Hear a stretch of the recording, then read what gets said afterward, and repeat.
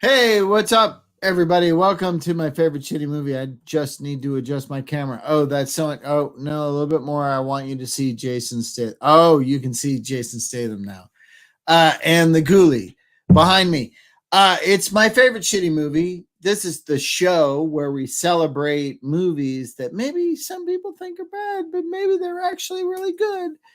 And tonight we've got actor and acting coach John Keating on the show to talk about this movie that's perfect for Halloween season called The Private Eyes with Tim Conway, Dorfon Golf. If you're a Gen Xer, that's who that is, and Don Knotts, who is Mr. Furley on Three's Company. If you're a Gen Xer, that's who that was.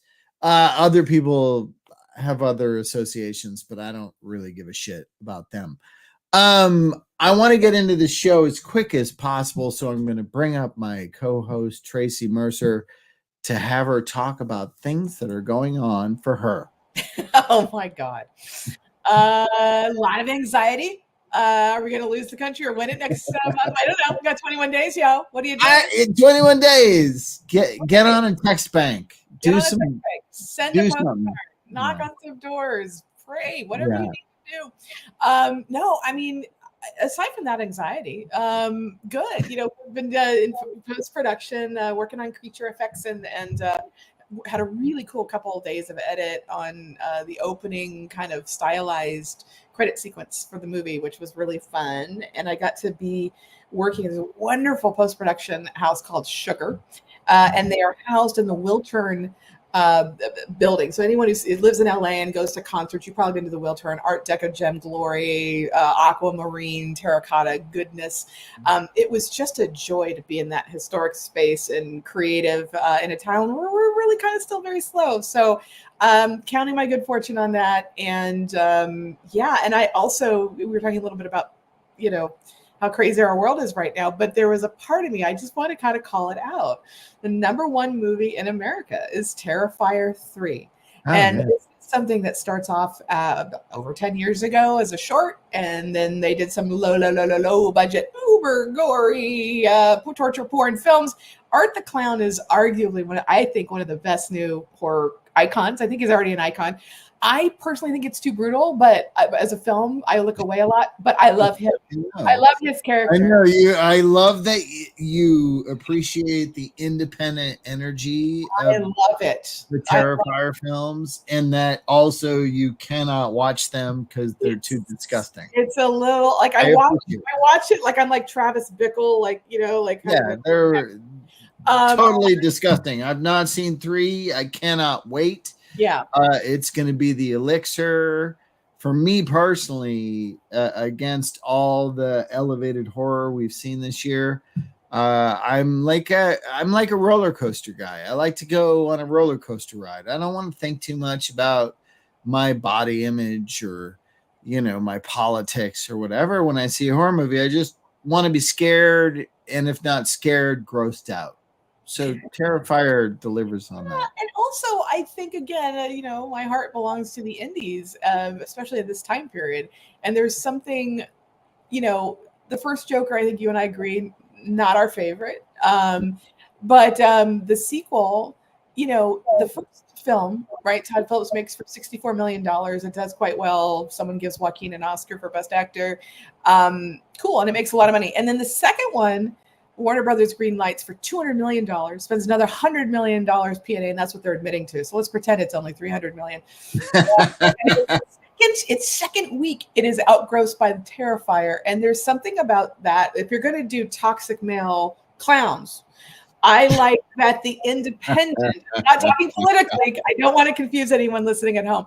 But if you're going to do the toxic male clowns that are, a death force, I kind of love that the little indie is wormed his way into the hearts of America. I think it's a sign of the anxiety we're feeling, but also the escapist need, to your point, of why we go to see horror a lot of times. And so I kind of just love that the little indie is making good, Yeah, and also it's like, if your toxic, misogynistic clown is not trying to seduce people into thinking that's cool, then maybe your disgusting, irreverent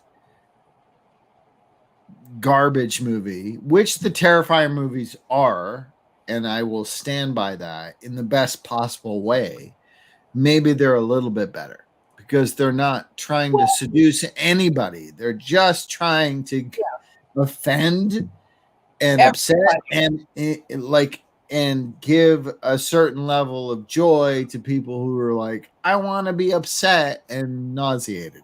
Exactly. And I think tying it into the, last week we talked about Cannonball Run. And I think, kind of for me at least, arriving in my Gen X happy place of like, this is a film that if you don't like this joke, 2 seconds later, there's another joke. And it takes aim at everybody, left, right, center, hippies, Confederacy, whatever. And I like that. I think Art the Clown is an equal opportunity. No Lives Matter. He's cool. And you go in knowing this about him. And so then it's like, you know what? I'm like, it's not a political message. He's like, no, I hate everyone. And he's funny and twisted as he's doing it. And it's highly stylized. I got no hate for that. But anyway, I just thought that was fun. But as way of backing into, because I know we want to get our guest here, John Keating's back. I mean, I love that he brought this movie. It is another, I think, Gen X thing. I mean, it's an odd film. We'll talk about it when The Private Eyes from 1980 on the nose. Yes. 80 on the nose. Yeah, and when you watch it, it feels 73, 74. Feels like I was going to say at least a decade older. And so it was interesting to kind of go, wow, this is the lens of like Carter's out, Reagan's in, and they're still doing this stuff, the shtick. Well, they're trying, and I appreciate that. Yeah, God bless. All right. Yeah. All right, let's bring our guest on. He's an actor and an acting coach. You can see him on his website, johnkeating.com. There's also on Amazon, you can get The Concessionaires Must Die, which is a great, funny indie movie that you have to see. So get that. All that said, ladies and gentlemen, here's John Keating. Woo! Hello. How are you? Back. I'm back. Not just in the reenactment. No, you're not in the reenactment this week. It's so sad. Yeah, I'm with you, Jeff. We're going to definitely talk about that. I had a similar feels about it being an Abbott and Costello wink and a half or two. It's definitely an homage. You can't call it a ripoff. Like Conway's doing nothing but nodding his writing. Yeah. And also to the old, the Basil Rathbone Sherlock Holmes. Yes. Yeah, for sure. Yeah. This was like a staple of my childhood. It was like always on HBO. It was one of those always on HBO shows. Movies. And I watched it. If it was on, I watched it. I didn't care. Yeah. How are you with I was still whistling. Everyone's like, do, do, do, do, do, do. I wanted to ask you this, John. How are you with The Haunted Honeymoon, which came out a few years after this? Is that the one with Dan Aykroyd and it was? No, it's Gene Wilder and Gilda Radner. Oh no, I didn't see that one. Okay, no, I've seen the other, Nothing But Trouble. That was the other one. Volkovania. Yeah. That one was very bad. That's terrible. Unwatchable garbage. You should watch Haunted Honeymoon. I don't know how I feel about it. It's like impossible not to like it because it's Gilda Radner and Gene Wilder and Dom DeLuise is in it and all this stuff. So it's like so enjoyable because of the actors that are in it, but it's also terrible. Yes. So it's one of those kind of movies. Like it's like a Holy Moses. Yeah. Oh God. I'd like to hear what you have to say about that, but you have not seen it. So obviously we have to get into The Private Eyes. Yes. The Private Eyes. How did you find this movie originally?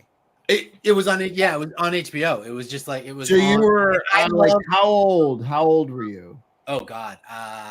Well, in 1980, I was 8. So you were 8 years old. So it probably came out a couple of years after that on TV. So yeah, I was probably like 10, 11. Yeah. I was always a big comedy fan growing up. Even way younger, like I always wanted to watch the comics on the Tonight Show or on Star Search. And that was always my favorite part. They do their 4 minutes of stand up, or not even. So I always really enjoyed like stand up. And one of my favorite movies as a kid was The Apple Dumpling Gang. Yes. Which is Don Knotts and Tim Conway were a team. They were a comedy team in a lot of movies. You know, and they had they had a really good shtick. I was always bummed out as a kid that the Apple Dumpling Gang wasn't them. It was about kids and Bill Bixby. Yeah. No, I wanted it to be. I know. Yeah. And then they made a sequel and such. But yeah, so that was kind of how. Then I saw this, you know, that it was going to be on, and I always loved, you know, spooky stuff and you know, mansions and haunted houses and all that kind of stuff. And so yeah. So it was the two genres colliding together for you at 10 years old. Yeah. Mostly it was because I loved Don Knotts and Tim Conway. Yeah. Oh, yeah. I love them both as well. Were there other movies in this time that were in this realm of horror comedy that you enjoyed, or was this your one at the time? That's a great question. I think it was just I just loved comedies. So it wasn't necessarily like it had to be a horror comedy or it had to be. I just always loved comedy. Yeah. And when you saw this originally, I mean, in your recollection, do you think you were aware of Abbott and Costello meets Frankenstein and those kind of movies? I was somewhat aware of them. I was more aware of like the Three Stooges and those kind of and Marx Brothers is more so. Marx Brothers are always more my thing than any of the other old school comedy teams.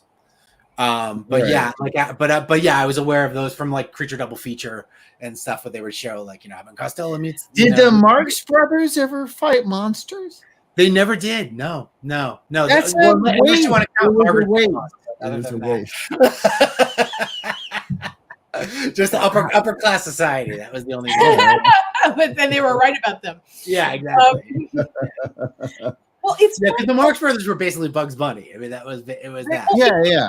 It's funny you say that because I don't know that I ever saw this when I was a kid. I was an Apple Dumpling Gang friend and Rides Again, the sequel. I liked both of those. I don't think I ever saw this one, but watching it again, you know, like last night for this, I was like, wow, this is so Abbott and Costello. But not only is it a wink to that, but every sight gag, every comedic beat is so vaudeville. It's so old fashioned. It's like, here's the picture with the eyes cut out so we can look at the girl. Yeah. Here's the hidden passageway. Here's the clock that just, it's a carrier pigeon to get out to Scotland Yard. It's like they have all these runners that are very 1930s, 40s. And that, so bringing them back is that last of like that 70s feel in the 80s. Totally. And especially too with like, okay. I'm sorry. It was just the weird, absurd elements of it. I mean, it came out in 1980, same year as Airplane, where they're trying to do these weird bits, like absurdist. And in this one, it's like this weird time gun. Yeah.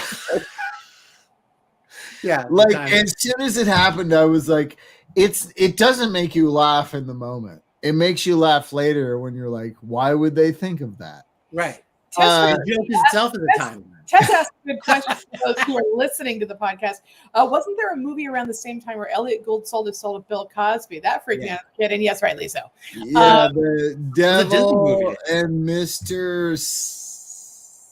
Devlin? Something. Yes, Mr. Devlin. That was it. Mr. Devlin, as opposed to The Devil and Max Dugan or Max Dugan Returns. I thought Max Dugan Returns was that movie for years until I watched it. I was like, oh no, this is just about a grandfather. Yeah. It's funny. Jeff brings up the opening animated credit sequence is definitely something that made me instantly feel like a kid. To me, that's like it's the Pink Panther. Exactly. And even the music kind of it's totally doing Pink Panther, but with Universal Abbott and Costello monster movie feels.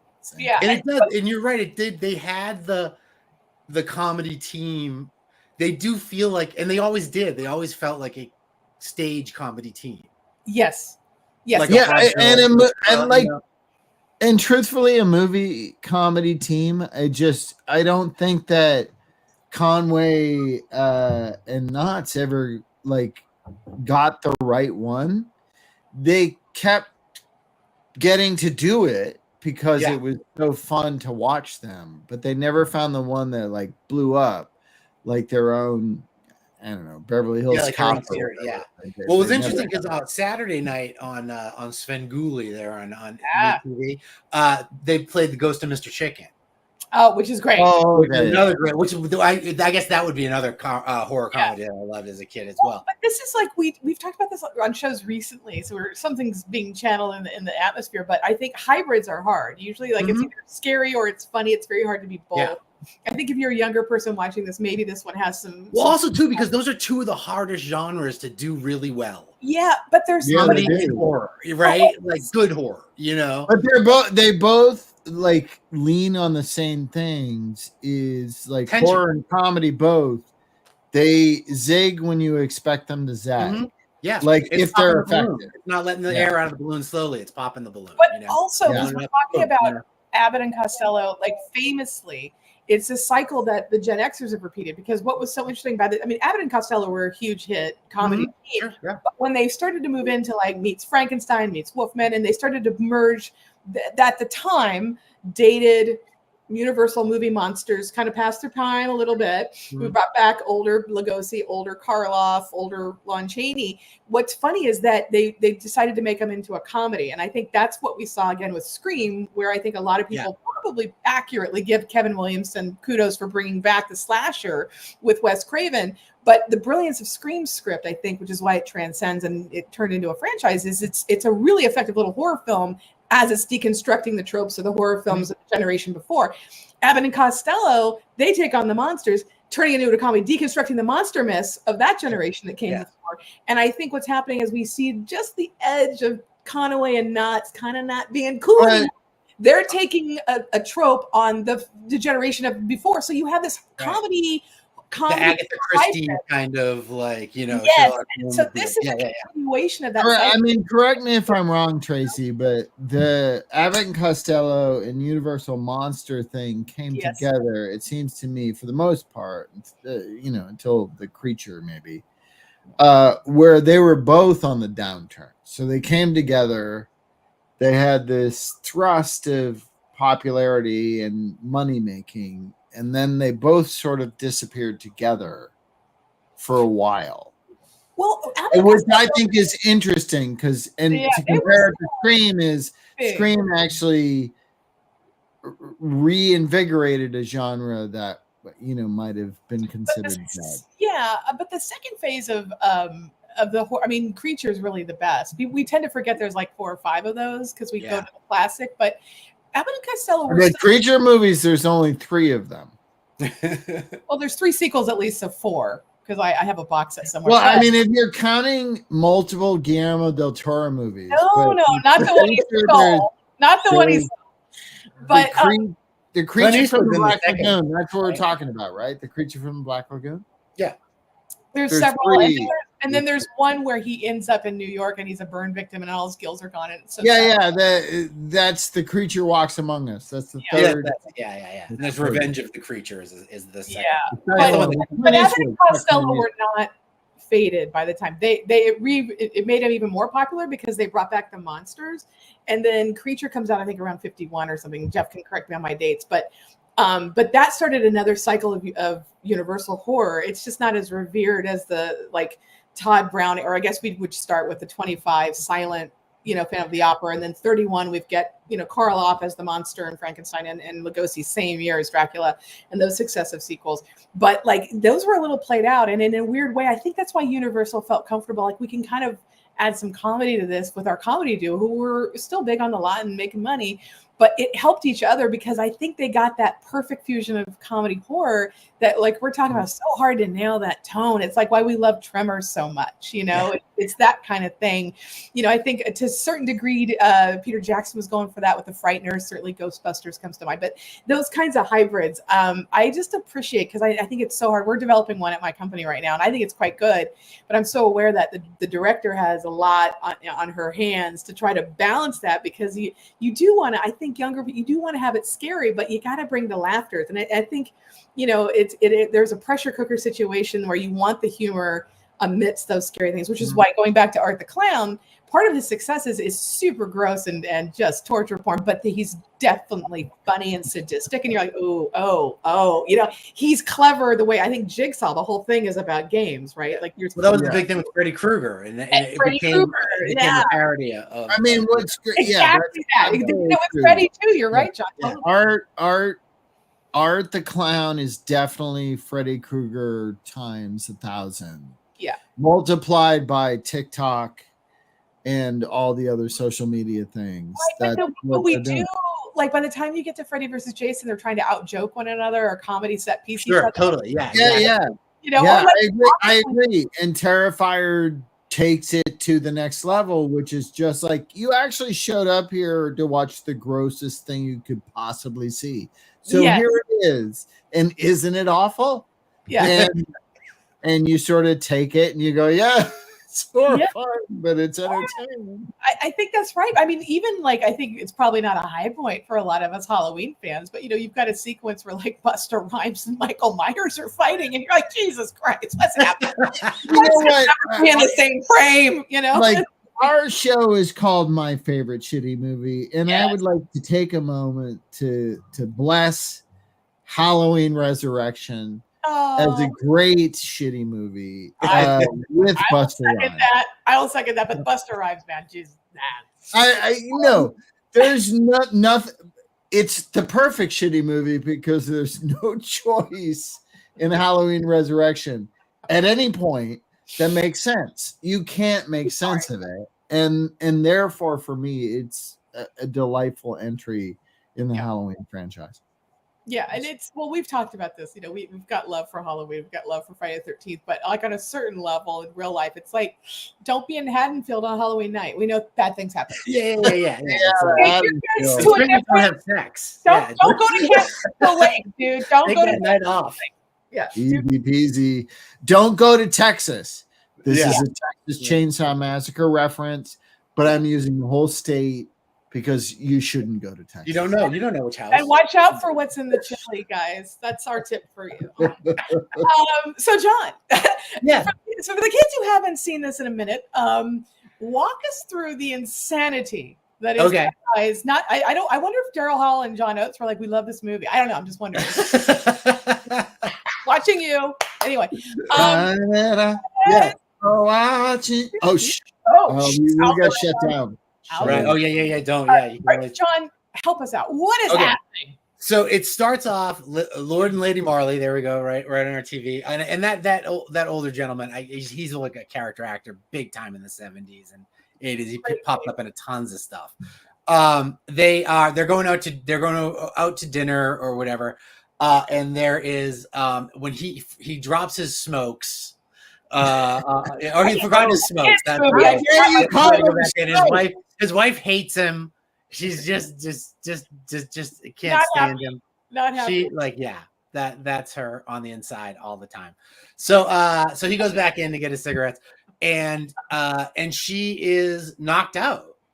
There's a shadow creature, or there we go. He basically in the back of the car, knocks her out. Oh no, strangles her.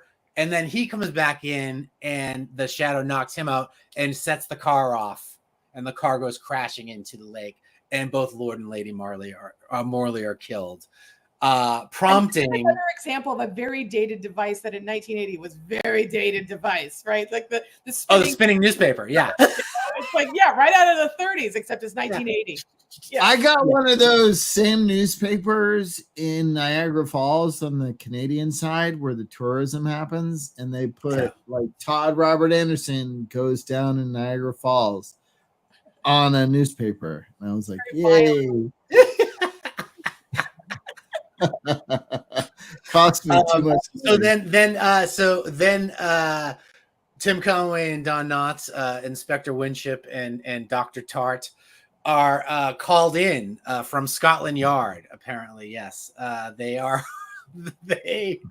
they are not the finest of inspectors of criminal investigators. They're idiots. They're idiots. They're called idiots. I have a question. Did anyone else bump on these two American idiots? One dressed like Sherlock Holmes, then Scotland Yard's like, can we get those Americans? I was Can like, we get those guys? Yeah. Why are the Americans in Scotland Yard? And literally, they were talked about.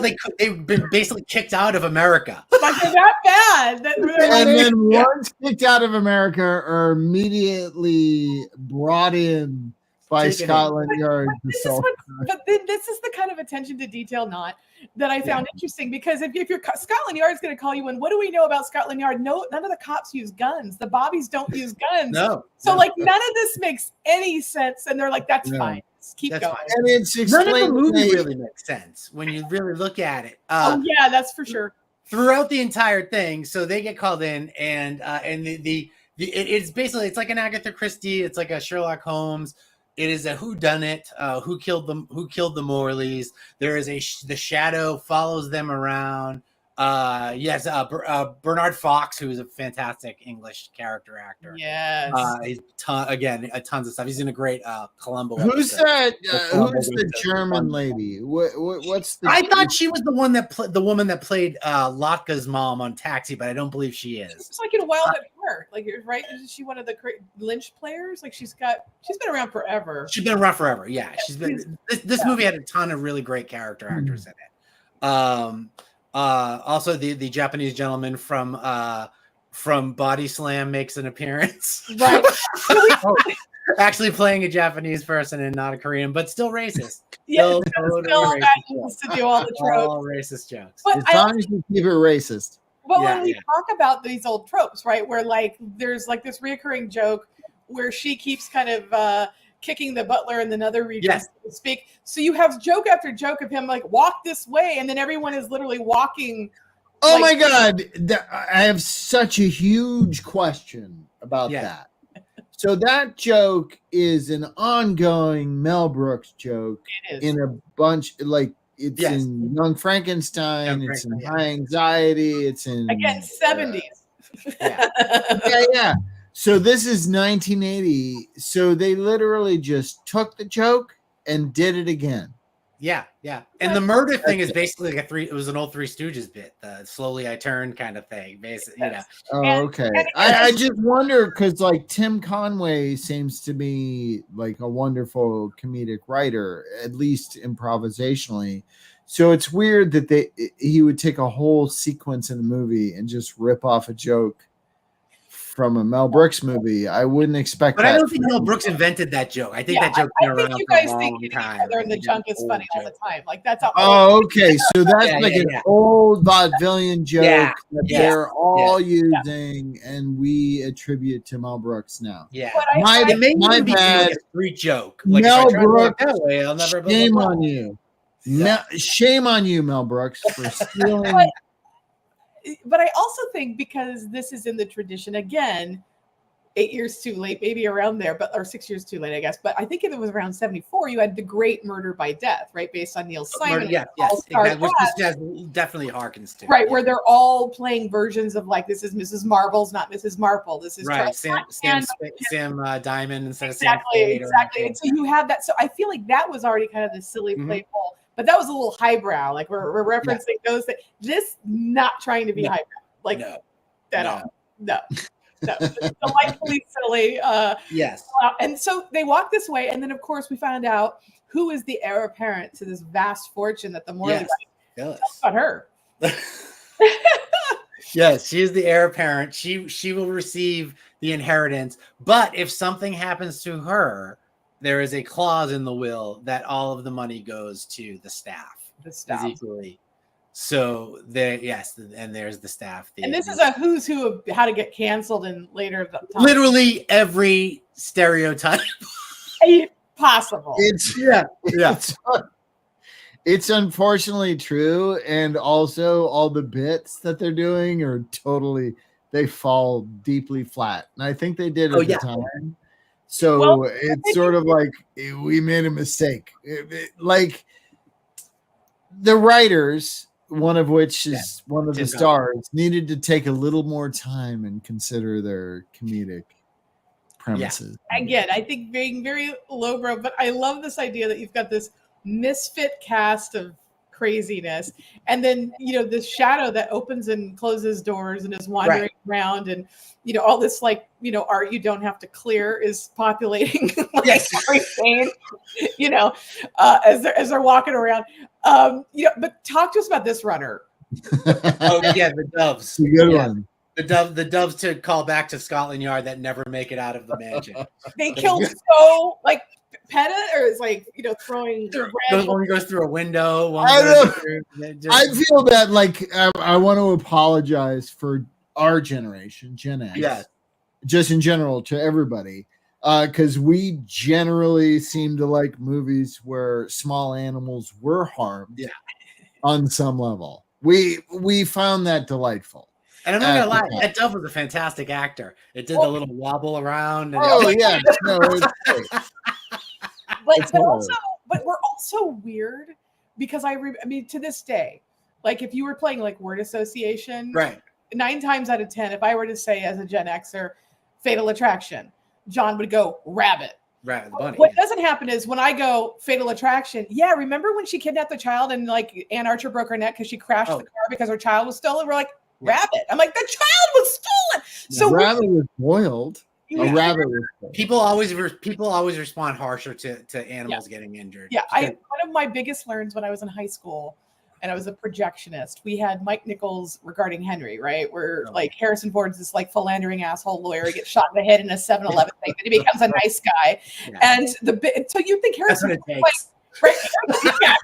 Harrison Ford getting shot in the face, people are like, And then the next shot, where they're like, oh, he's in recovery or whatever, and he's painting Ritz crackers, and he's like, oh, he's cute. Oh, he used to have an affair at the Ritz Carlton. But anyway, so no one reacts to this, but what they reacted, the biggest reaction, we had this film for 8 months, I've seen it way too many times, is when they get him a cute little dog named Buddy. And so Buddy walks in, and people are like, ah! And so the dog, I'm like, Harrison Ford was shot in the face, and everyone's like, yeah. But the dog is cute, and that was the reaction. And I thought, God, this is a lesson in filmmaking.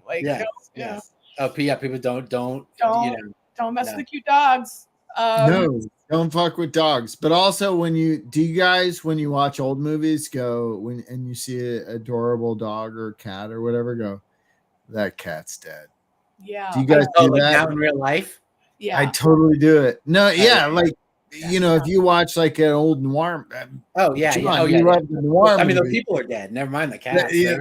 Everybody's dead. We just proved our point. The dogs and the cat. Just proved our point. Yeah. But when you watch Wizard of Oz, you're like, oh, Toto. Oh, yeah. Oh no, he's getting run, Toto, run, go. Yeah, Toto's not running anywhere. He's dust. He's dead. They're all dead. He's all right, let's get more into this narrative because there is a reenactment. We fall into secret passageways, and this is where you get the Abbott and Costello jags, right? You've got the shadow who's lighting a candle in rooms that don't require candles because they're so well overlit. Yes. And that's another runner in this movie, by the way, is Don Knotts is constantly asking Tim Conway to light candles. And it never turns out well, but he asks him every time. They finally did. They hit on the joke late in the movie. Finally, where they're walking into the torture chamber because every man. Everyone has a torture chamber. And Tim Conway just goes, ah! He's like, oh my God, what's wrong? He goes, it's the wax. Because I used to always think that, the wax never burns though. They never get burned on the wax. How is that possible? Yeah, no, so they're falling in and out of an MC Escher house. The geography doesn't make sense. No one tries to make The weird thing too is they get blown up. Well, as the story, once we find out who the killer is, then I will come back to this. But they get blown up underground and then somehow end up in through a chimney. It doesn't it doesn't track. There's no attempt at geography. No, I have no idea. There was no blueprint of this place. There's nothing. There's no attempt. Yeah. It's not. I mean, just watched the new Hellboy movie. Nothing has changed in cinema. Yes. Nothing. Okay, so Jeff just brought this up. That was these. There's two big running gags in this. One's the Wookalar. Yes. And the first and the other one is the notes that are left with the murder victims that don't rhyme. And then there's like one in the one that rhymes. It drives me nuts. Yeah, and I'm like, what the fuck? And it's dubbed. It looks like it's dubbed. Yeah. And I'm it's like, the one what? where she dies and it because her bosoms will flow. Right. Rhyme. Yeah. And it's the only one that rhymes. And there's none of the other ones rhyme. Yeah. And that drives me nuts. Yeah, I'm with you. Child that drove me nuts. It's the outlier. It's the outlier. We should start a resistance movement against it upsets my sense of logic. Yeah. But both of those come into play in the movie at the exact same point, and I checked the time, 43 minutes into it. Wow. That's so weird. And both of those are big running jokes in the movie, and both of them come in into the movie, almost halfway through the movie. It's an hour and a half, and that comes at 43 minutes. It's like crazy. So you've got these guys, and then you have this other thing where there's like they play this like let's bow because he's apparently Asian, so that's all. And Osto, what did you call me? There's all the racist jokes are there. But I love like this randomly like somebody's like let's put a cheese grater in the center of the frame. You're like, what am I looking at? Like, there's no. I love pulling focus. It's like. The director's like, you know what this needs? We're gonna do that. Okay, action. I just want to point out how lulling it was when John said all the racist jokes are there. Yeah, it was pacifying. It was like, oh wow. Yeah. That was like some Marianne Williamson delivery. You guys, hey girlfriend, you get that crystal quartz out. You talk to your friend and Dylan girl. Yeah, no, totally. I do not care for that woman. I just want to say that. Right there with you. But then you do these other gags that are really right where like someone's gonna try to poison them. So it's like they hand Don Knotts this thing, and then you have like the key that dissolves, and I don't know if it's battery acid or what he's supposed to be drinking. But like that's a very old cartoon, 1930s. But also it's very cartoony, the whole thing. So as we go through all of these stages, I was just hit to the end of the movie, so I can. The deaths are pretty awesome, but there's a runner. The deaths are great. Him folding up in the dumbwaiter always freaked me out. Oh my god! And for those who haven't seen his legs going up like that, always freaked me out. Yeah, it's so good. But for those who haven't seen the movie, another runner that I appreciated, in addition to the rhyme that doesn't make sense at the end, is that the reoccurring thing is like all the staff one by one, 10 Little Indian Style is going to be taken out. And then the bodies are quickly removed. And these two most ineffectual detectives always turn around and then it's gone. And so they have no dead body to call Scotland Yard with, even as they can't get a pigeon, like pick up the phone because it's the 80s. Like it's not it's bizarre. It's just bizarre. That's good. But the writer is really probably realistically 1979. They didn't have phones in 79. They didn't I also get wonder too if it was because if you look at the cars and stuff like that, and weirdly enough, their car is American style.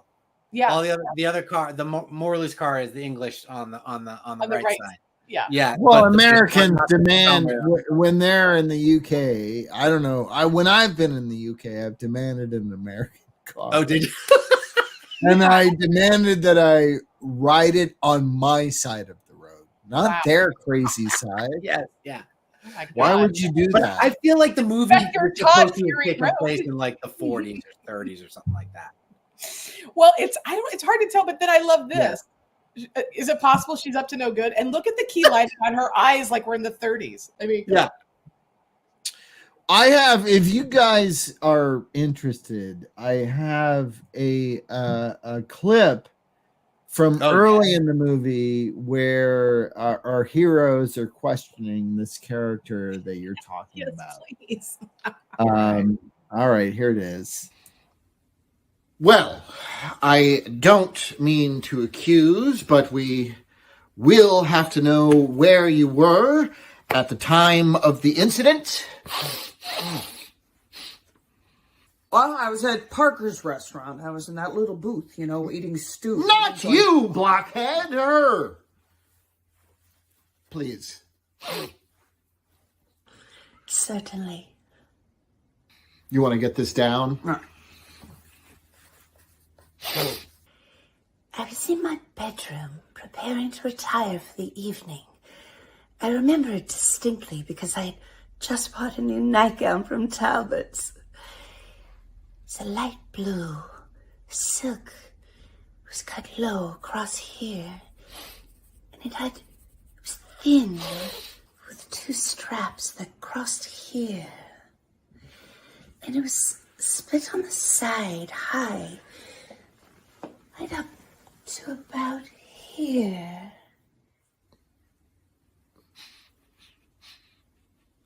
And I remember thinking how delicate it was. And I remember looking at myself in the full-length mirror. And with the light behind me, I could see straight through my gown. And that's where I was. Hey, hold on. Did you get that? What? What she said? Oh, no, I forgot to take legs. Notes. Mm-hmm. But,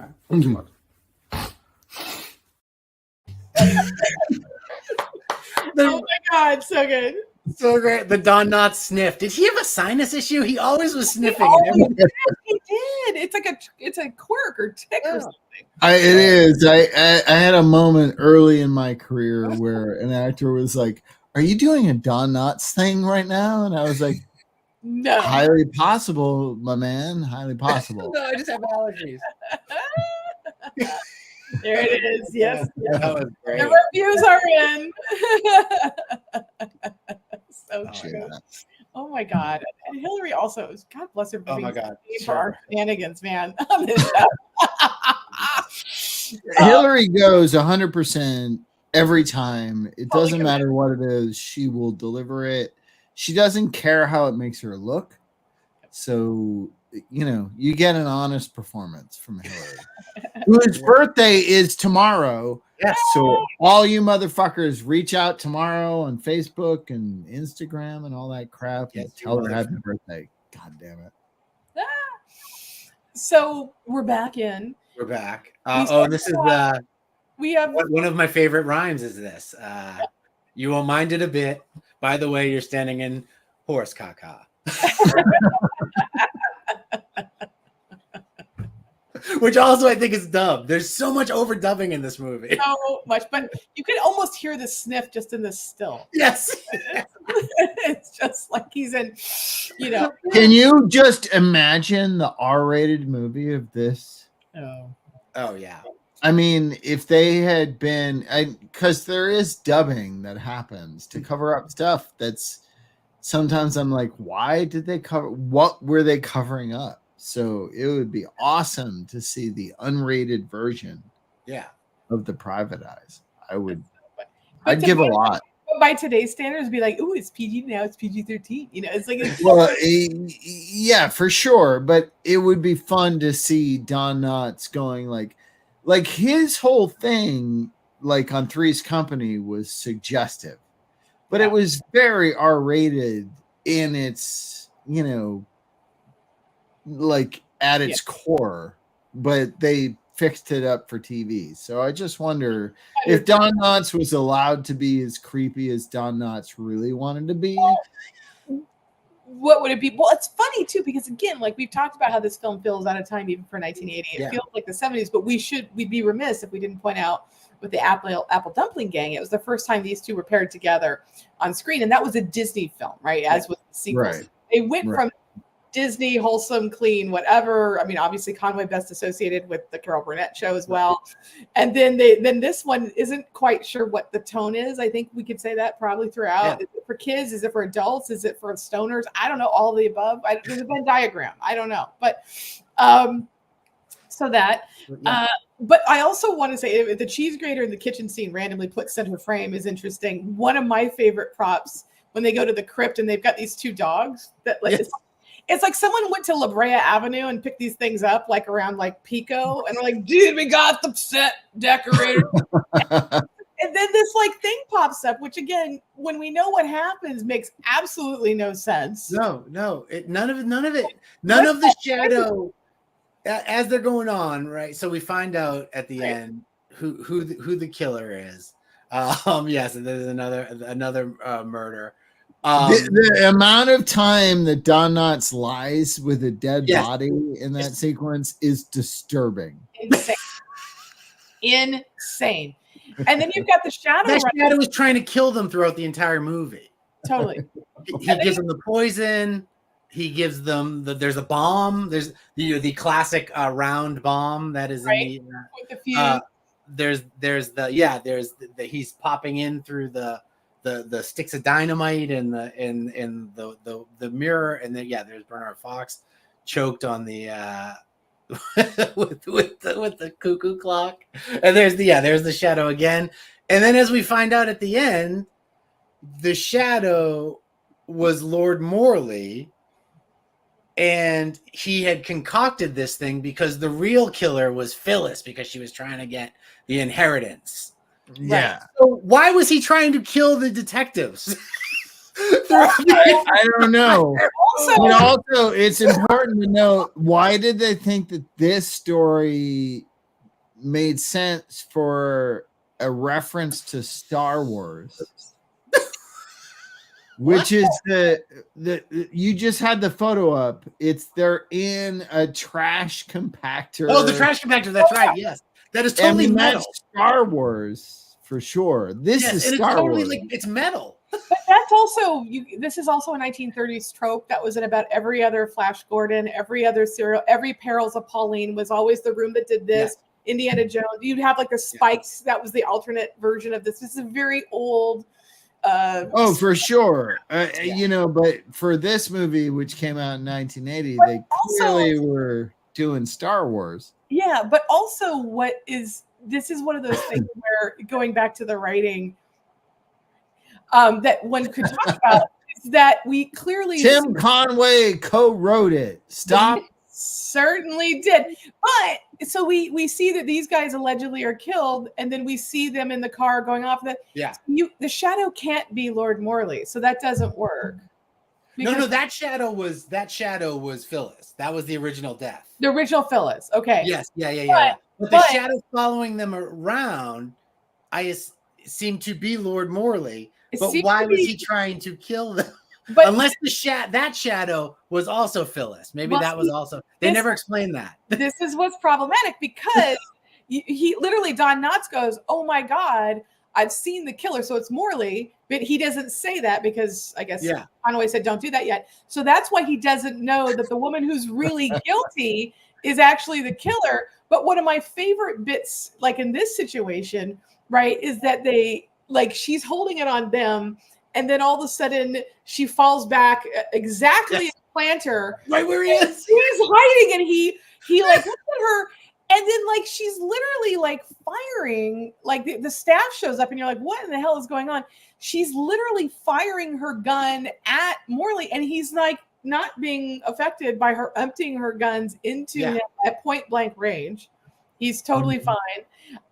So there's the big reveal, and what's important is that he had the armor on, of course. The detectives never seem to know anything, so they're shocked when they see the staff coming up, and then you've got the monologuing villain, who takes off his hood and then says, "Well, this is what happened," and so then Scotland Yard finally shows up, I guess, because someone used a phone, and so they're there. They arrest her, which is delightful, and then.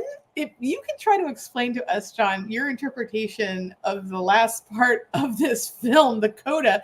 So they solved the crime. They never figured it out. The villain told them what happened. It was it was literally it's Raiders of the Lost Ark all over again. Nothing. They were totally ineffectual to them. And then this happens where they're like, "Hey, we want to give you a hand painted King Tut wannabe situation." Yes. And so they're driving away. And literally, this is the close-up detail, guys. It's they didn't even try to. It's okay, and so then they start talking about this mysterious beast, right? The Wookalar. And then what happens, John? Tell us about what the hell is this? There just happens to be a Wookalar in that case, who for years I thought was Chuck McCann, but I don't think it is. Oh my God! Oh my God! Right. So. But it's a thing it's a supernatural thing that's real.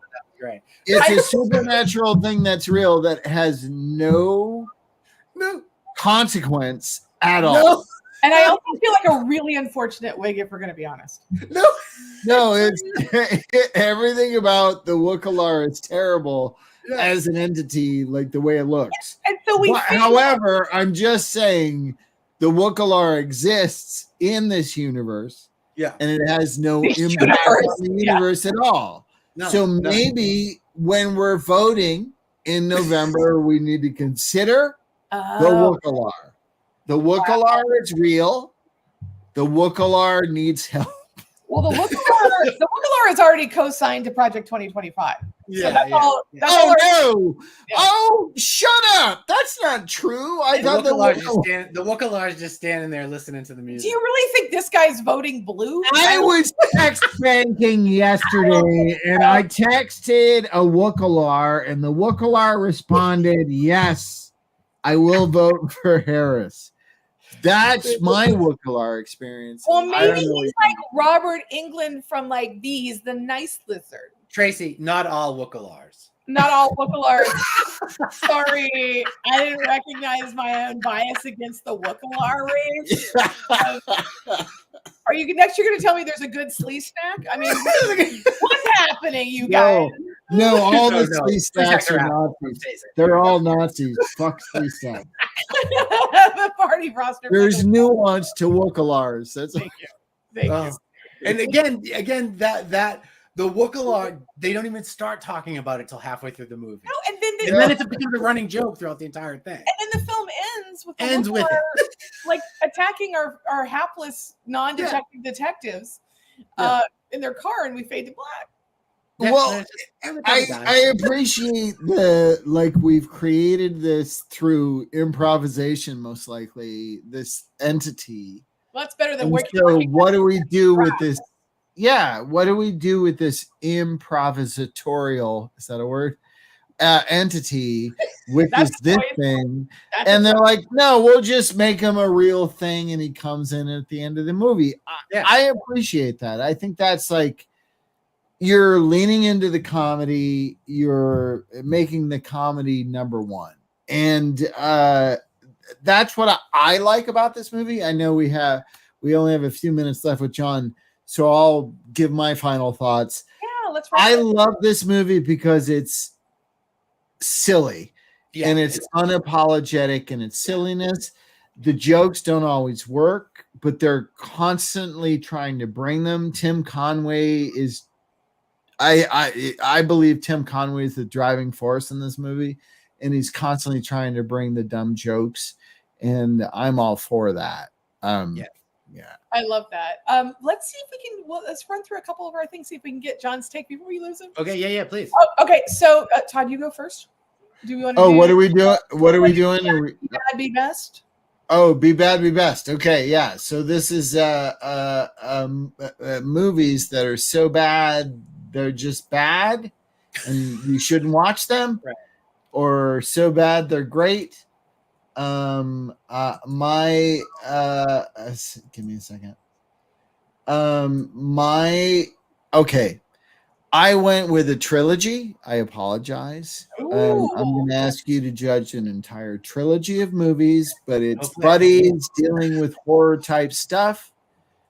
Okay. Nice. What do they call it? The Cornet trilogy. The Cornet trilogy. The ice cream trilogy. Yeah. John. Yes. Before we lose you, Be Bad, Be Best as a trilogy, not one. The entire thing. Okay, as a trilogy, it would be bad, I guess. But I think Hot Fuzz is fantastic. I love Hot Fuzz. Actually, kind of reminds me of The Private Eyes a little too. Yeah, that's why it has a little bit of that vibe to it. And I do like Shaun of the Dead. I know some people have issues with Shaun of the Dead, but I thought they did a great job of taking a romantic comedy and putting it with the zombie. And it did one of the things that I love. That is my favorite thing in horror movies is when stuff is happening in the background and the main characters aren't paying any attention to it. Yeah, totally. So, like, but I just love that in horror movies. I find that's really Yeah. creepy because it's just like something, you know, that happens in Invasion of the Body Snatchers a Yeah. couple of times. Yeah. You know, where she walks by and there's the guy at the door and They the don't But- see it. The I guy- love that kind of stuff. So, and I The thought they dog did a great was job of okay. that with Or Sean. we just did Sleepaway Camp. Well, then I didn't like it all. We just did Sleepaway Camp where Angela is being picked up by the mean girls and thrown into the water, and the guy is like beating up one of the male. Like, I'm like, someone's about to, okay, that's you know. But the important thing to note here is that at World's End, the Yeah. final, Yeah, I didn't like that one. like that kills the trilogy for you. Yes, yeah, because yeah. you're saying it's not. I agree with John. bad. I think the Yeah. first two are kind of great. The last one I think just misses the mark again. Tone very hard, but I think 2 out of 3 ain't bad. So Right. obviously be best. Quickly, I was curious, and I'm glad you mentioned it. As good Gen Xers, the Apple Oh, Dumpling Gang. of We course. had- I love it. I mean, it was like I loved them. I loved, you know, because I really liked Don Knotts. I loved the Ghost of Mr. Chicken, The Incredible Mr. Limpet.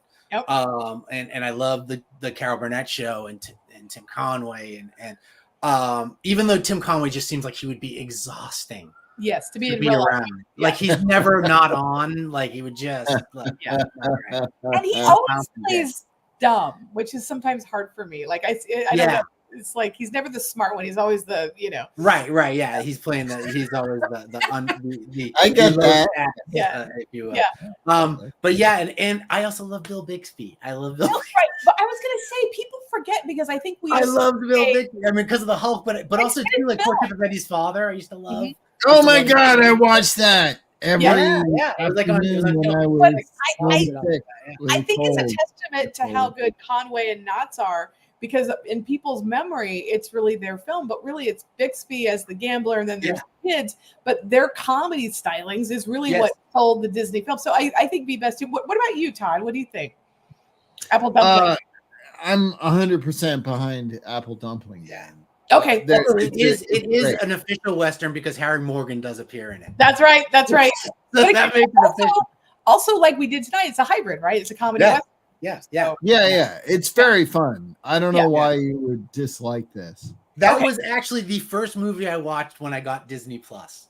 Oh, Oh, okay. I was like, "Oh, Apple Dumpling Gang! I haven't seen this." Yeah, that was the first Right. movie. that's amazing. Perfect. So that'll be where I'm leaving you. Okay. All Oh right. yeah, you gotta teach your class. All right. Yeah. Thank you guys so much for having me. This Thank is you, so much fun. guys. Thanks to for talk about. that. That was great. Oh, always. All right. Thank you. All right. We'll see you soon. All right, see you guys soon. Good night, guys. Uh, Aw. uh, Boop, boop, boop. Let's see. Ba-da-da-da-da-da. All right. All right. So we got Oh, you want to do when bad films happen to good actors? Yes, I do. Do you want to go first? What do you got, Tracy? Okay. What? I have, let me boom, boom, boom, boom. I have a 2014 Sean Levy film that has Jason Bateman, Tina Fey, Adam Driver, Rose Byrne, Coley Stoll, Catherine Hahn, Connie Britton, Timothy Olyphant, Dex Shepard, and Jane fucking Fonda. Terrible film, based on a pretty good book. Interesting idea. Different siblings are called together by the matriarch of the family after their father dies. And in order to get the money, I think was the setup. You guys have to live back in this house again with your significant others or not.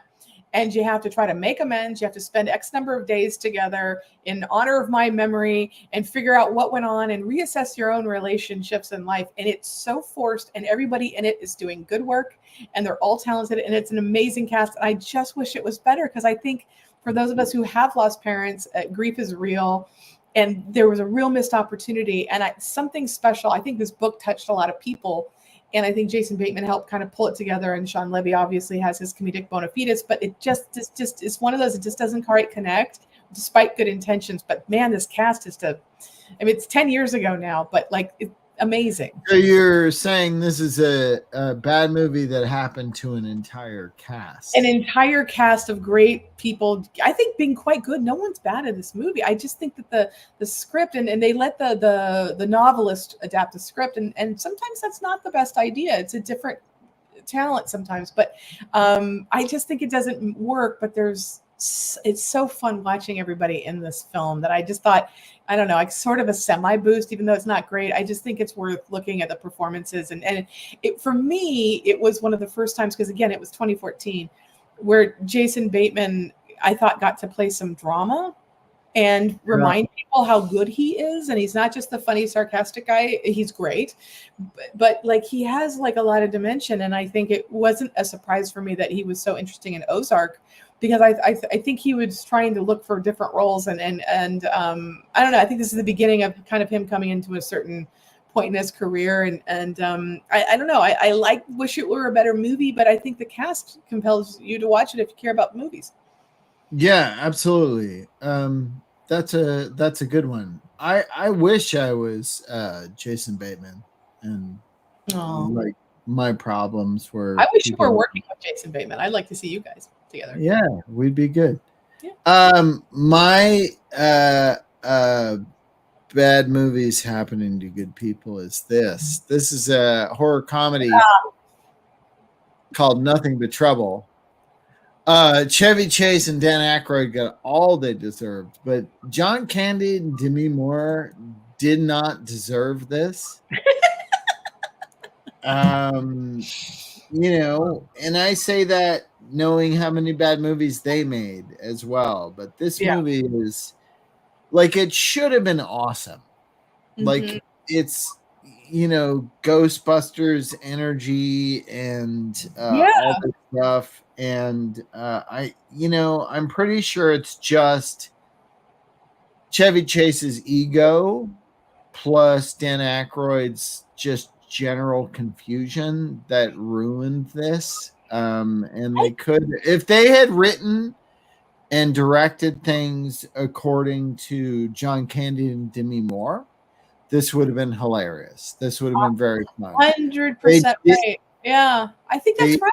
Yeah, because Demi, she shows up. She's really good in this. You're like, she is always criminally underrated, man. She's good. Like, yeah, I like Demi Moore has been terrible and stuff, and I think it's only because of her directors, because Demi Moore has a range, and if you understand the range, you can make your movie exist in there. A lot of directors haven't. This director clearly didn't.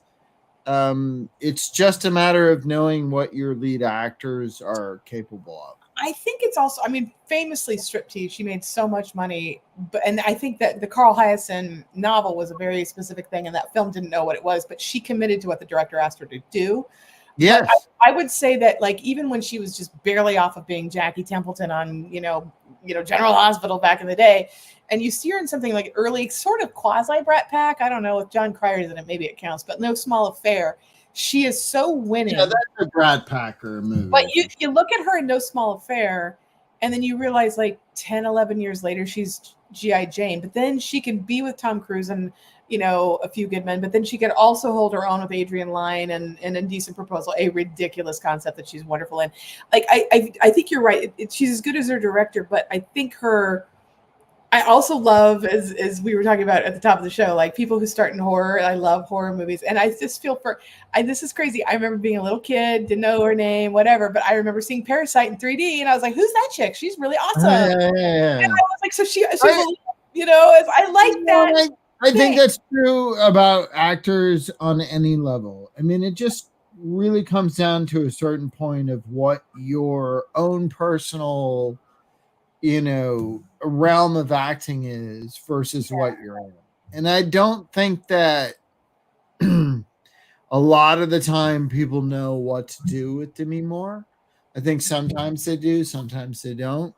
I think the substance is like doing Demi Moore right on a certain level. It's not my Demi Moore movie, but I get it. You know what I mean? So she's also, it's like, I'm not going to cry a river, because I mean, obviously she's had a huge career, continues to work. I think we'll probably be up for an Oscar if the buzz is to believe, in terms of the industry likes comeback stories, and a year that starts with her being the only cogent person probably in Brat, and then gets to do this kind of a horror body thing situation. But I also feel like and again, I think this is often the case, which is why I think she does things like G.I. Jane at the height of her power. Like, yeah, I'll shave my head and do the thing, and you can hide. But that was that's like, really not knowing. But what I was going to say though, my larger part with her though is that I think it's like she's so absolutely gorgeous and in that old movie star kind of way. And I mean, nobody should be able to pull off that ghost haircut, y'all. And she just does and looks so stunning. And I think when you're that beautiful, and I think her comic stuff is great. And she's proven to be great dramatically in several things. Yes, there's some misfires for sure, as we all have. But I do feel like there is that thing that when I think if you're a young ingenue, it's about being the hot leading lady who gets the guy. Unfortunately, in that era, mostly that's how women were used, and those are usually the least interesting roles. So what makes me happy is that as she gets older, that she's starting when she does show up in things, and she's done some indies people may or may not have seen, but like even little films like Passion of Mind that might have been missed. It's a little bit Life of Veronique, Double Life of Veronique kind of remake with her. Like, there's something interesting going on, and I really like that this female director was like, this is who we should get. And I like that a lot for these gals who sometimes are just they're put in a category because you're supposed to be beautiful and awesome always, and yeah. And Pliskin agrees, right? Pliskin makes an appearance. What's up, Pliskin? Pliskin's like, I like. Let's end on a positive note and do the boost. Okay. Do you want me to go first, or do you want to go first? You go first. I will go first. Mine is okay. I've talked about this movie before, but it's Halloween times again. So I'm gonna boost Satan's Little Helper. Yeah.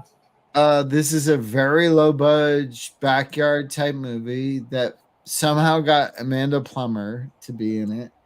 And she's fucking great in this movie. Never bad. I've never seen her be bad. She's never be bad. But also like I always celebrate actors like Amanda Plummer and Kurt Fuller, these character actors who know, regardless of what they've been hired for, they know exactly the tone of what they're doing. They know exactly like the genre they're in. And you can see them in one genre or the other. You won't recognize them in general from one genre to the other. But when they especially understand the low budget horror genre, and Amanda Plummer definitely does. And she is so funny in this movie. Yeah. And it's also horrifying. If it's like Satan's Helper really is a predecessor to Art the Clown in Terrifier. Oh, that's interesting. I never thought about. Yeah, no, I see that. Yeah. Because it's Satan who looks like a weird clown, right? But it's relentless, and the kid realizes in the narrative of the movie that what he's doing is feeding the people he loves to Satan, which is not what he should be doing. Right. I'm just saying it's like, like if Satan's Little Helper had the budget of even the first Terrifier the Clown, it would have been gorier, but it's still very gory. Yeah, no, I think that's right. That's interesting. I should watch it again. Yeah, like it, but I for me, I mean, it's so much about her. Like she is one of those actors. Like there's this. I feel like, well, I mean, obviously I know everyone's seen Pulp Fiction, but there's like, it's The Fisher King. Like she has these kind of beautiful moments, with Williams and just like really being honest about mental illness, but being on the spectrum and connecting with somebody when you're not used to connecting. And she does all of this just that is it's very tight on her. And the way Gillian makes her in that movie, and I just think, and it's funny because she to me, I mean, she looks like a normal person. I think that's why she's a chameleon. She can go and play lots of things, but she's also the daughter of Christopher Plummer, and somehow I think has crafted a really interesting career that could not be more diametrically opposed to his persona, his image. I think a lot of people don't even know about the relationship. She's off on her own plane of Yeah. and then It's a very dicey Nepo baby story. Yeah, like I feel like she's not chosen necessarily obvious things, but she's always, I find her to be one of those actors that I can't not watch, and is always maybe one of the best things if anything she's in. Like I just think she's one of those like, oh my God, she's so good. Like, and that's the crazy thing about Satan's Little Helper. This is a backyard movie, you know, where somehow they got Amanda Plummer to go, oh yeah, this is fun, I'll do this. And she does it, and the stuff she's involved in, which is unpleasant, is genuinely unpleasant because it's happening to her. So I would just say this is an actress who lent herself perfectly to a Halloween themed horror movie, and maybe you should watch it if you like to be scared. Like it's a horror comedy, I think, to be sure, but it leans on the horror. There's the horror comedies that are like The Private Eyes, where it's like all silly, but then there's the horror movies that are more meta, and this is more meta. You know what would be a really good double feature? Because I feel like another actor in the tradition of I don't think he's ever been bad. He can do anything. He's one of our best character actors, the great Lance Henriksen. I think him getting a leading role in Stan Winston's Pumpkinhead. I think Pumpkinhead with Satan's Help. Like I think that's a really interesting double feature thematically that would be a good double bill. But for the same reason, I think those two actors are just so magnetic that they elevate, you know, whatever. Yeah, you're right. They have no money and they're just rocking this stuff because they can do anything. Which I agree. Amazing. What are you boosting? I'm jumping the shark because no, how could you do that? I am. Look, if you can do a trilogy, I can do television occasionally. Because I'm convinced that TV sometimes has better writing than films, much to my chagrin, because film is my first love. But I was late to this party. By late, I mean like a week after it dropped, because I can't keep up with anything because there's too much content. Anyway, that's another conversation. I had a few friends of mine, because I do have a thing. I love screwball comedies. I love the 1930s. I love my Barbara Stanwyck, Jean Harlow, you know, Carol Lombard, bring it. And I, you know, again, we were weaned on like Remington Steele, and we were weaned on Moonlighting, and I love The Thin Man. And so anything that has like a rat-a-tat-tat kind of dialogue, and then any semblance of wit, I'm going to be a sucker for it. And I was quite taken by surprise.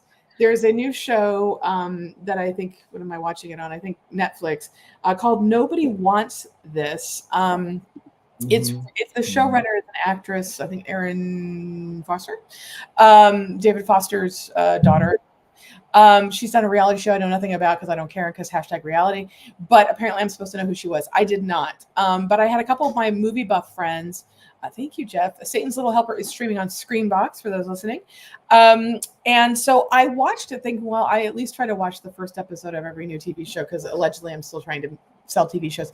So I wasn't prepared to like this. I just wanted to kind of see it. And so it has Kristen Bell and it has Adam Brody. And I'm just a little too young to have cared about Veronica Mars. And I certainly didn't care about the OC because I was born there and I was too young or too old to see that kind of thing. I was like, the OC felt to me like it was the millennials, Beverly Hills. I like Kristen Bell because of Party Down. Oh, she's great. Yes, Party Down is great. That's actually a wonderful series with everybody. So I didn't expect anything. She's really good with a character that I think is as annoying as Carrie Bradshaw. And I mean that in all the ways. But I like Sarah Jessica Parker, so I think she's forgiven for a lot of Carrie Bradshaw nonsense. Kristen Bell is winning, and she's great, and it's in that classic tradition. And now that Adam Brody has some age on his face, it doesn't feel like I'm watching a little boy anymore. And I'm like, my God, he's really hot. And so it's this interesting thing. And I think it's in a tradition of, in the romantic comedy sphere, before we use that terminology, you know, it would be like rich versus poor. Guess who's coming to dinner? Black and white. You know, object of my affection, gay and straight. And and there's the problem, and I think why Todd isn't really a fan of this because he's not wrong. Dramatically, usually there's no second act because if you really like each other, you're going to figure it out. You're going to get together. So we have to do this forced thing, usually with a Van Morrison soundtrack. Someone's running through an airport. Of How good would that be? A romantic comedy where the first act is just leading up to the initial fuck. I don't mean to be indelicate, but the initial sex, and then the movie progresses from there. Like we've already had sex, so we have had sex, so we're on the same fucking level, and that's what happens when you have sex.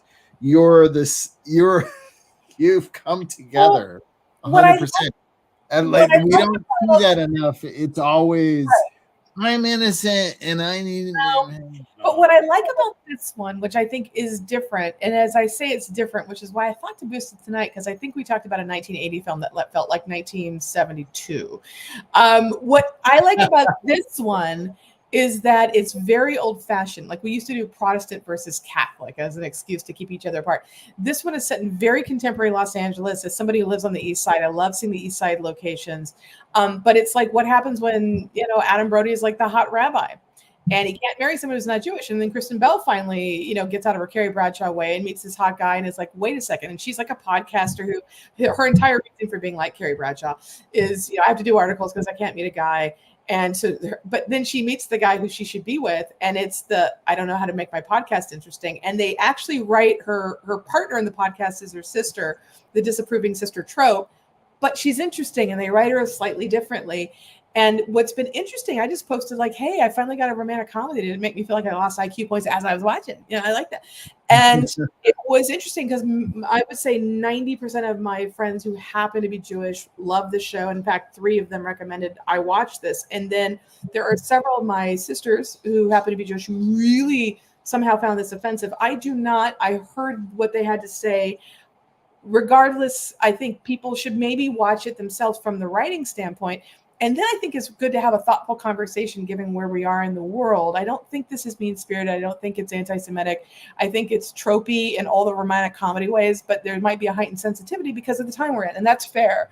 But from my standpoint, it's a throwback to the 1930s Hollywood stuff that I love and I miss because studios can't afford to make these anymore. So we go to television. So that's what I wanted to boost. Have your opinion and enjoy or not. But I really wanted to also, I guess this is a little bit of love of actor boost, but Adam Brody is really freaking good. And Kristen Bell is quite something. It's already gotten a 2nd season renewal and they've replaced the showrunners, I think, to be a little more sensitive perhaps to the faith aspects of the show, although it's not about faith in my opinion. It's an obstacle, that's a trope that I think they can handle better. That's fair. But the chemistry is Lombard Gable. And I want to boost that because we don't get that a lot anymore. I think that's a great boost. Maybe I'll watch it. Watch the first episode. The pilot's really... It's the writing you'll like. You TV show. It's hard to get. You should be on the show, Todd. 2nd season's coming, man, because the rat-a-tat-tat you could do. The comedy is good. Yeah. I know I could do it. They won't put me on it because I'm not pretty enough, Tracy. You watch the show, and that's not true either. So, oh my God, and we're in Halloween, and so yeah. So next week, I'm not going to be here because I'm going to a concert at the Greek Theater. I'm so happy for you. So I'm just going to warn everyone ahead of time. Todd really is the genius who hits all the buttons. And so I will screw that up and there will be uncomfortable pauses and just pretend it's a line from Pulp Fiction. Do that. It'll be fun. It's so easy. You say that because you're really good at it. So next week, I will be trying to hold down the hosting chair myself, but we have Mark Haynes back. Who we love, who really frequented the show a lot when I was in Belfast, and we love. And one of his all-time favorite movies is, of course, the great Charlton Heston's Omega Men. Oh, my God. Justin Humphreys, who is the scholar of George Powell. Justin also has the new fancy Taschen book called Hollywood that he wrote, I think almost 80% of all the photo captions because he's this great historian. It's a huge hit if you're looking for a Christmas gift for the film buffs and cinephiles in your life. It's Taschen, so it's expensive, but do it anyway. Justin will be back, and as we all know, Justin has, for my ears, the pitch perfect Charlton Heston. He can do the imitation like, amazingly well, and he will. So it'll be Justin, Mark, and I holding down the fort while Todd is rocking away. And there will be an Anderson family reenactment, Tracy, that we will give to you, and you can choose to show it or to we're not. showing it. We're showing it. No, this It'll is be either way. Well, I'm just saying, if you decide this is not right, then you can choose that. It's Omega Man. By definition, it's all kinds of right. It's all kinds of right. For you young kids playing along at home, this is the good version of iLegend. Anyway, thank you for joining us. We're so excited to have you continue to support this crazy little show of ours, and hope you have a good week. Deadlines for voting are coming up. Register, vote, make your voice be heard. Vote. I know you're not supposed to say this when you're being political on shows, but just vote for Harris. Vote for someone who's not a Nazi, guys. It's really not complicated. Just vote for Harris. It's the only thing that makes sense. Yeah. I get you if you're like third party considering. I don't. I get it. No. I get it intellectually, but like if you really like put it through the machine of information, then you know that like literally the only person who's keeping us from fascism is Harris. That's it. Also, there's only one person. I co-sign everything Todd just said, and my other support, which is weird because I'm a liberal arts person, is math is real. And we have to get to 270 in the Electoral College, and that's why there is no viable third-party candidate ever. This is my problem. This is what I'm trying to say, and like, and I've literally broken up with people. I've literally broken up with people until we get to the Electoral College. There's no version of a third party winning. It's binary, so it's really easy. You have Nazi and someone who's qualified. And I want to get rid of the Electoral College. I do too. The only path to that currently, but we don't have that yet. So that's why we're not mixing our messages. Everybody hears. Vote for him. I'm saying the only path we have to change, like to move the large ship that's very hard to move and it moves slowly. Yes. The only path to getting rid of the Electoral College, if you're that kind of person, which I am, is Kamala Harris. That's the only fucking path. Yeah, and that's just what I want to make clear. That argument doesn't work for you as the only woman on this podcast who doesn't have equal rights in 22 states and counting because you couldn't vote for Hillary Clinton in 2016. I would say to the Supreme Court, even if you can't get it up for Harris for whatever your issues are, the Supreme Court trumps all. See what I did there? Be good, be responsible, support your women, support your LGBTQ brothers and sisters and others, and support people who aren't just always white. And that's only one person who's running in this race right now. There's only one person who's not. That's right. And Nazi supporter on Pliskin's like, if I could vote, I would. Look at that devil ears. He's like, we call that the ear of living dangerously. He's plotting. Thank you guys for watching. Thanks for putting up with our tropes. But oh my God, please let's stay a democracy, y'all. And thanks for listening. Yeah, let's say that. And also don't bring this episode up if you're questioned by the government later. No. Things will work out. This is all AI. We're gonna get the National Guard is going to come down on us, Tracy. But I've got Pliskin, so I'm okay. Like he's very and I've got Hillary. Hillary will. Yeah. Well, you know how I feel about women named Hillary, so you're in good stand. Yeah. Having a great time at the concert. We will see you here. Same bat channel, same bat time, Omega Man. But we're just gonna be missing our boy Todd. So there it is. Yeah. Well, you get to see me in a reenactment, so there's that. Bye, everybody. All right. Thanks, everybody.